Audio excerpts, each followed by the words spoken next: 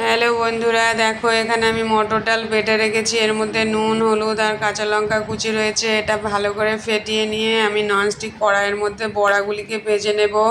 হালকা আগুনে ঢাকা দিয়ে দিয়ে আমি বড়াগুলিকে ভেজে নেব।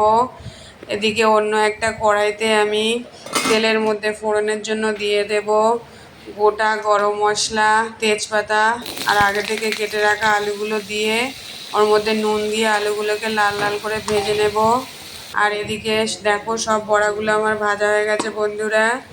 আর এই যে একটা আমি মশলা বানিয়েছি, এর মধ্যে আছে আদা বাটা, জিরে, ধনে, লঙ্কা গুঁড়ো আর গুঁড়ো। এর মধ্যে এটা আমি আলুর মধ্যে দিয়ে ভালো করে কষিয়ে নেব।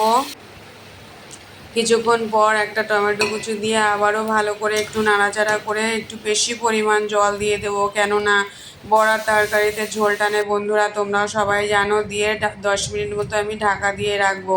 ঢাকা খুলে নিয়ে আমি তারপরে ভেজে রাখা বড়াগুলিকে দিয়ে আবারও 5 মিনিট মতো আমি এটাকে ধিমে আগুনে ফুটতে দেব। তারপরে ঢাকা খুলে আমি 2 চামচ ঘি ও গরম মশলা দিয়ে নাড়াচাড়া করে আমি বড়ার তরকারিটা নামিয়ে নেব বন্ধুরা। তো আমার রেসিপিটা কেমন হয়েছে তোমরা জানিও প্লিজ।